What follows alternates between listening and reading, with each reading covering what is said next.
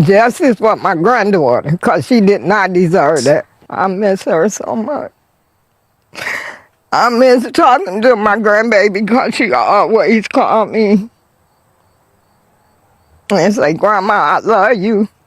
And I miss her. I got her pictured all over my house. I never thought that I would ever be burying my child. I never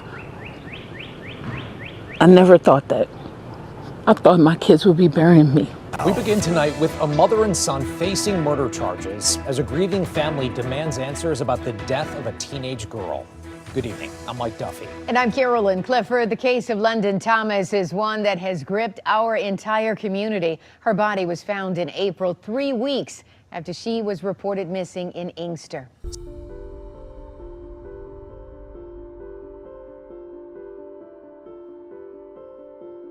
At 4 a.m. on April 5, 2025, London Thomas was dropped off at her boyfriend's house by her sister. That was the last time anyone heard from her. Her phone was detected miles away from where she was supposed to be. While her family was searching for answers, her boyfriend's mom knew exactly what had happened to her.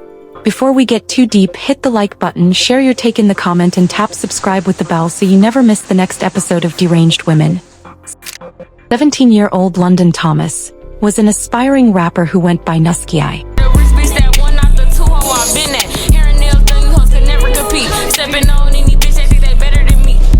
London came from a tight-knit family in the Detroit area.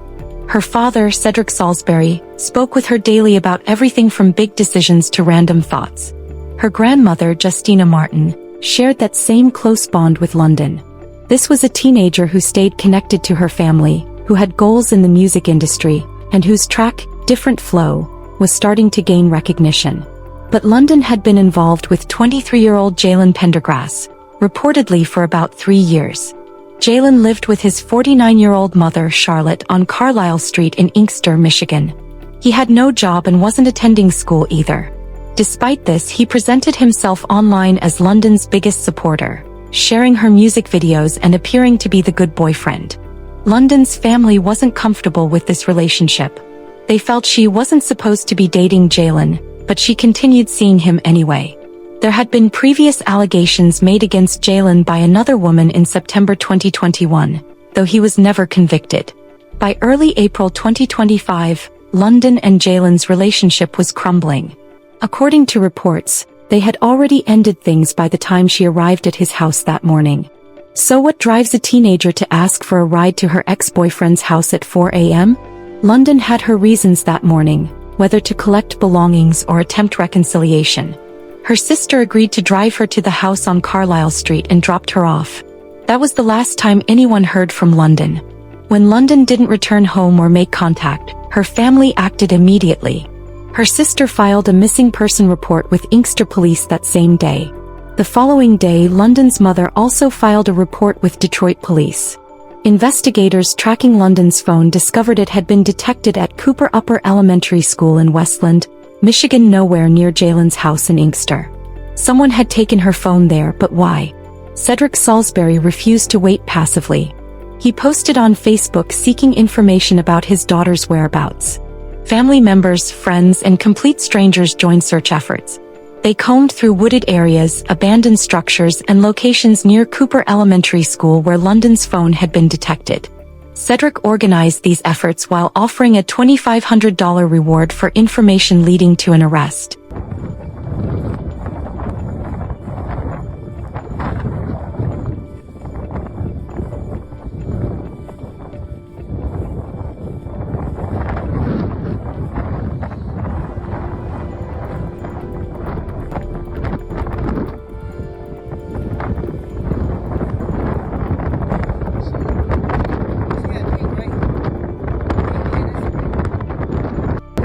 London's grandmother also made heartfelt appeals to the public. And to my grandbaby, because she always called me and say, Grandma, I love you. And I miss her. I got her pictured all over my house. And I knew they was gone. While London's family desperately searched and the community rallied to help,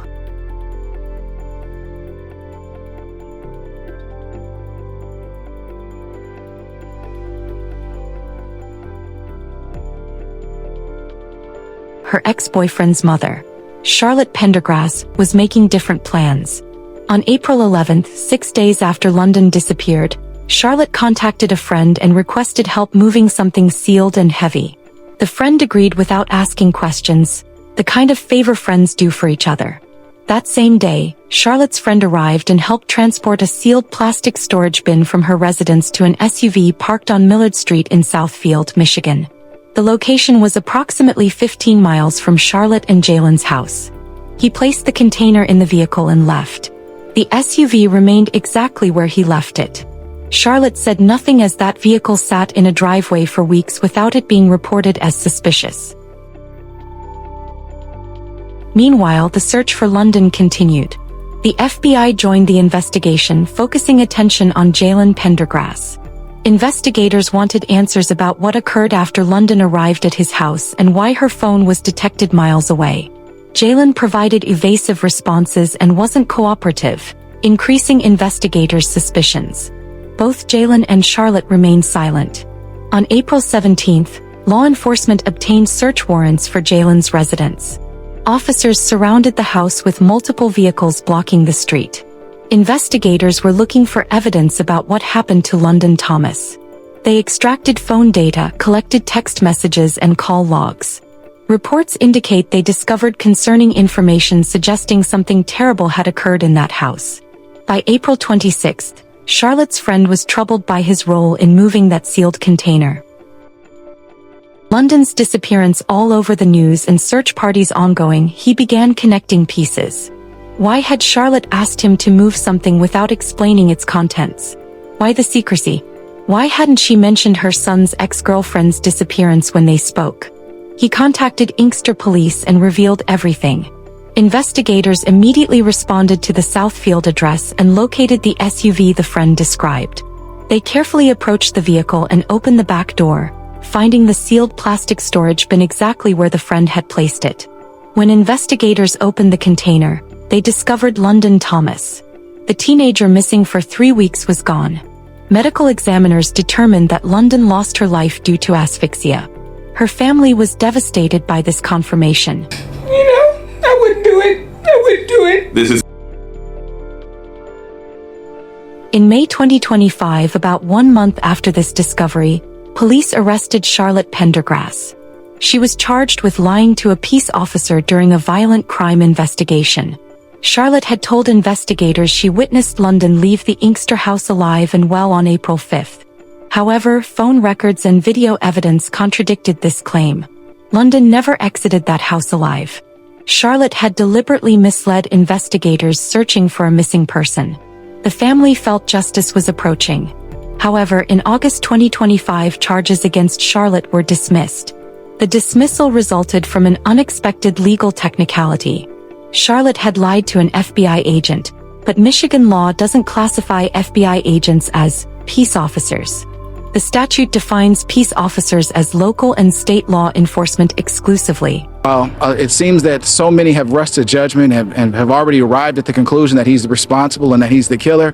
I hope that people will let the evidence play itself out and respect the process, but he most certainly will be pleading not guilty. Adam Clements represents Jalen, who along with Charla has previously been arrested and charged since the investigation began. However, those charges were later dropped, but none rose to the level of second-degree murder. I want to see what the new evidence is that they all of a sudden have come forth in the middle of the night to arrest these folks and say, we're here now, we've got a case. What's the evidence? Despite evidence proving she lied and deliberately obstructed a missing person investigation, the charge couldn't proceed. Throughout the summer of 2025, investigators continued working, examining evidence, interviewing witnesses and constructing timelines. On October 16, 2025, bench warrants were issued for both Jalen and Charlotte Pendergrass. This time, charges were serious with no technicalities available. 23-year-old Jalen Pendergrass was charged with second-degree charges and tampering with evidence. His mother, 49-year-old Charlotte Pendergrass, faced identical charges. Both could receive life sentences if convicted. On October 17th, Both defendants appeared for arraignment at 22nd District Court in Inkster before Judge Sabrina Johnson. Through their attorneys, both entered not guilty pleas, maintaining innocence despite evidence against them. Judge Johnson set Charlotte's bond at $5 million. Prosecutors revealed that Jalen faced charges in Oakland County for filing a false police report. While on bond for that case, he had allegedly been arrested for suspected driving under the influence, though formal charges weren't filed. Given the charge severity and Jalen's pending legal issues, the judge denied bond entirely. Jalen would remain incarcerated until trial. All rise. 22nd District Court is now in session with the Honorable Judge Sabrina Johnson presiding. Good morning, everyone. Please be seated. Good morning.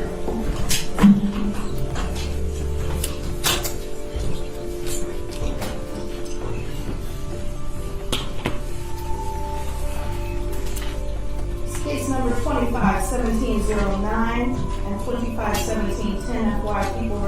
Charlotte Pendergrass, People v. Jalen Pendergrass. And good. Dominic DeGrazia, P69815 on behalf of the people. And good morning, Your Honor. For the record, Terry Johnson, P70773 on behalf of Ms. Charlotte Pendergrass, who is present and stands to my left. Please, the court, Judge. My name is Adam Clements. My P number is 77233. I'm here on behalf of Mr. Pendergrass. Say your name for the record, please.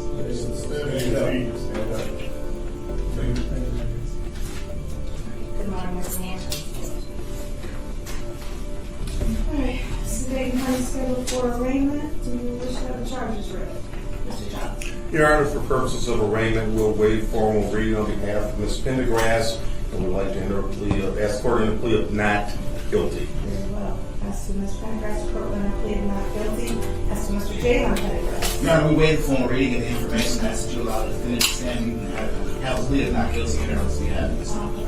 Court will not plead not guilty on behalf of Mr. Pendergrass. As to bond for Ms. Charlotte Pendergrass. Your Honor, while I understand that these charges are very serious, I'd like the court to take into consideration the mere fact that this matter. I'm sorry. Oh, Your Honor, I'm sorry, Mr. I'm normally used to a prosecutor being in the courtroom. Yeah. My apologies, Mr. DeGrazia. Judge, I ask that there be no bond set for each defendant, or alternatively a very high cash bond. Regarding Ms. Charlotte Pendergrass, she does not have any criminal history. However, she is charged with second-degree murder. And I think more importantly for bond purposes, this is a case where the evidence, I believe, will be abundant that both defendants, but particularly Ms. Charlotte Pendergrass, engaged in a extended campaign to lie to the police, lie to law enforcement to cover up her actions. She was originally charged with lying to a peace officer, which was later dismissed because an FBI agent is not a peace officer in Michigan. But the point is that Ms. Charlotte Pendergrass, I don't believe, can be trusted to follow the orders of the court. She has shown in the past her willingness to be deceptive, to be untrustworthy, and given the serious nature of these charges and the circumstances behind the actual crime itself, I'm asking that there be no bond for Ms. Charlotte Pendergrass, or alternatively a very high cash bond. Mr. Johnson, you wish to respond? I do. Your Honor, I'm just rather shocked that the prosecutor can say that my client is not able to follow court orders. This court is aware Ms. Pendergrass was placed on a bond, a high bond, and Ms. Pendergrass followed all of those bond conditions. Not a single time was there any allegations that she violated or did anything that she should not have done. As a matter of fact, Your Honor, even after the case was dismissed, that was back in August, so about 3 months ago, she's done absolutely nothing. She has nothing to hide. The problem is she didn't cooperate with the police in a manner in which the police wanted her to cooperate. To come forth and say no cash bond, or to say no bond or a very high cash bond, is ridiculous. She is not a flight risk. She's been here at every single court event. And I would ask that if the court sets a bond, that it be a reasonable bond. Again, based upon her actions that this court has saw, not the allegations that have been put forth by the people.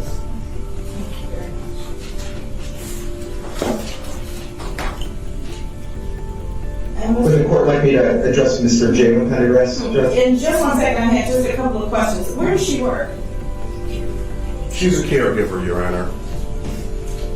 She's someone who lives in the home? No, Your Honor.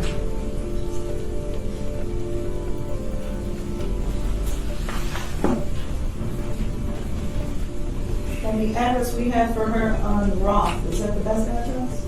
On what street, Your Honor? Roth. No. Okay, so if, Mr. Johnson, if you can make sure we have an updated address for her. I will take care of that. That's not the correct address. But, the address that is correct, how long has she been there? Approximately a year, Your Honor. Is this the address out county? Outside of Inkster? Whatever her current home address is, how long has she been associated with her current home address? Oh, over a year. Okay. All right, court, in consideration of the charges, in consideration of public safety, and I am concerned about the charges that include tampering with evidence and or allegations of not being cooperative with the police. The court is going to set the bond at $5 million cash. And you are not to leave the state of Michigan without permission of the court. If you do make bond, you'll be on a GPS tether. You may not be in possession of any weapons, ammunition, drugs, or alcohol, and you have a seat for the moment. Mr. DeGrassi asks to Mr. Jalen Pendergrass. Well, obviously, Your Honor, the seriousness of the charges are severe. I would ask for no bond or a very high cash bond, but Mr. Pendergrass specifically, he again, like his mother, showed a willingness to lie to police and to deceive police. But more than that, he is presently charged in Oakland County with making a false report of a felony. He was originally given a tether bond, which was reduced. And since that bond was reduced, it's my understanding that the defendant has recently been arrested under suspicion of operating while intoxicated. Now, it's my understanding he hasn't been charged with that crime, but he said at least has had police contact while he's been on bond in a pending case in Oakland County. So for those reasons, Your Honor, I again ask for no bond or a very high cash bond. Yes, Judge, what I would say on behalf of Mr. Pendergrass is it's interesting and rich that the prosecutor brings up my client's Oakland County case, cases which I believe undeniably will be dismissed. The reason why my client's bond was decreased in that particular matter is because the case is in fact so weak. But nonetheless, Judge, I'm in a venue where litigation is underway. We have a motion to dismiss that's pending in that regard, and I think that we'll be successful. But I think what's pointed in this particular case is that in that particular matter, my client was placed on a house arrest tether. During that particular time, he never missed court, he never violated any conditions of his bond. But moreover, and more importantly, as it relates to this investigation, in this case, when did Mr. Pendergrass ever flee the jurisdiction? When did he ever run for law enforcement? When did he ever refuse to come in and meet with them? And it's news to me that he ever provided any false statements. I'm sure Mr. DeGrazia will give you some discovery to that effect. But I've never seen any of that information to suggest that he's provided any false information to law enforcement. So rather than attack a criminal history, the prosecution is asking the court to look at allegations that didn't even lead to a charge as it relates to an OWI. And that's purposeful. And the reason for that is because my client has no significant criminal history that the prosecution can point to. He's been compliant throughout this entire ordeal. So to somehow suggest that he would be a flight risk when he's never fled or done anything to that effect suggests that he's a flight risk simply because we decided to charge him after 6 months. So what I'm asking the court to do in this particular matter is to consider the fact that if the defendant is compliant all the way through, retains counsel, and does everything that he's asked to do, at what point do we actually respect the fact that he's presumed innocent? I'm asking the court to set bond in this particular matter at $100,000 cash surety. My client can go on a house arrest tether. He's not employable right now. We don't have any objection to him being on house arrest, and he's already demonstrated that he can comply. But more compelling than anything, judges, he's looking forward to having an opportunity to finally have his name cleared. We want the evidence to be brought forth just like everyone else does, because As of right now, only the prosecution has that evidence. We've never seen anything that suggests that he's broken the law in relationship to the death of London Thomas, or that he's obstructed justice in any way at all. So for those reasons, Judge, I'm asking for a fair and reasonable. Thank you. Okay, considering the factors that this court must consider in order to set bond or any type of pre-trial release, given the nature of the charges, was Mr. Pendergrass working at or around the time of the incident? And if so, where and how long? Well, at the time, at what period of time? Back in April. Well, he wasn't allowed to work, Judge, once he was charged in Oakland. Okay. What was he doing before that? Where was he working? He was not working at all. Okay. All right. And so the court is going to remand Mr. Pendergrass, set no bond given the nature of the charges. And we need to set a probable cause conference date. Is everyone available to zoom in for a probable cause conference on the 22nd of October? What time will that be, Your Honor? 9 a.m. Yes, sir. I'm sorry, Judge, I didn't catch that date. October 22nd, 9 a.m. for PCC on Zoom. On behalf of Ms. Pendergrass, Your Honor, I'm available, or will make myself available. I made it work. All right, Mr. Grassi, you're good with that? That's fine, Judge. All right, and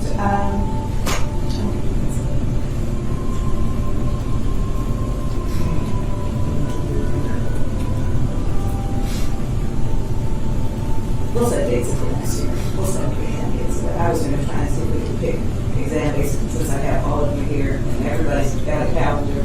Oh, I understand, Your Honor. I would hope once we receive discovery. Then you'll have a better idea of how we need to schedule. Yeah, hopefully I'll get it all this time. All right. We'll see how first on the 22nd, 9 a.m. Thank you. Thank you, Your Honor. You've set that great day.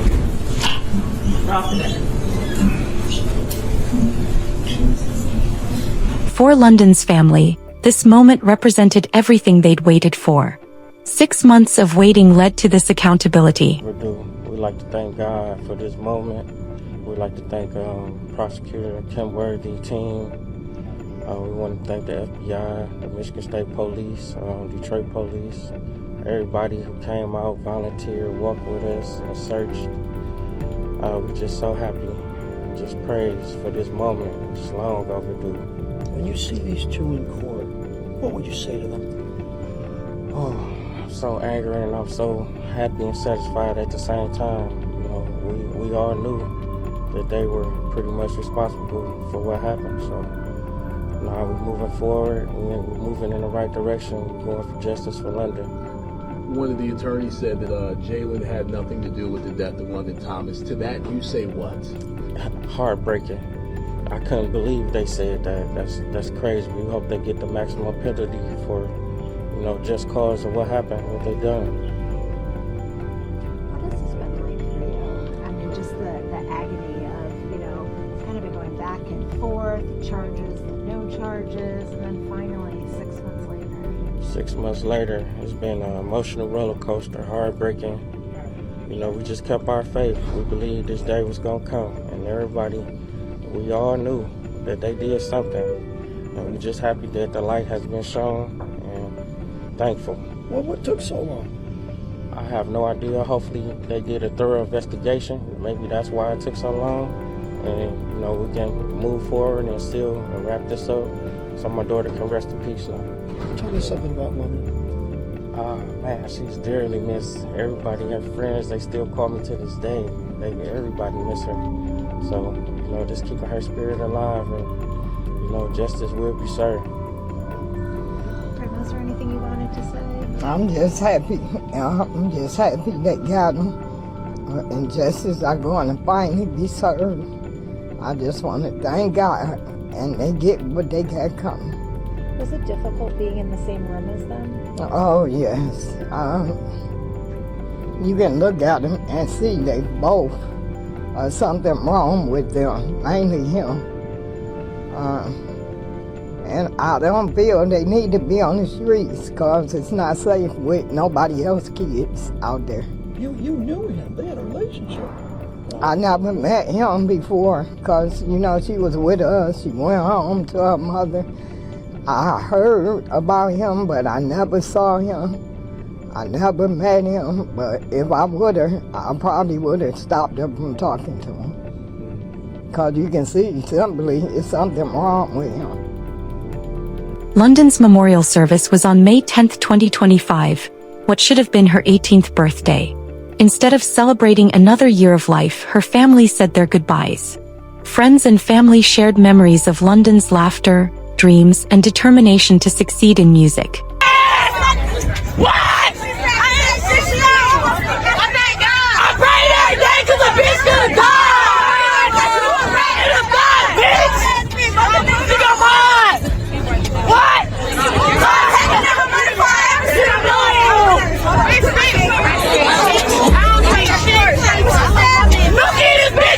Drives a mother to betray another mother's child.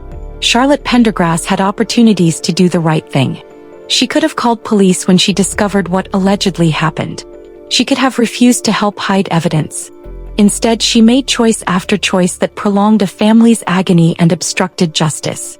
Justice for London Thomas continues being pursued. Her family refuses to rest until they achieve it. Remember, danger can wear a friendly face. Stay aware, look out for others, and reach out if you need help. See you in the next case on Deranged Women. Thanks for watching.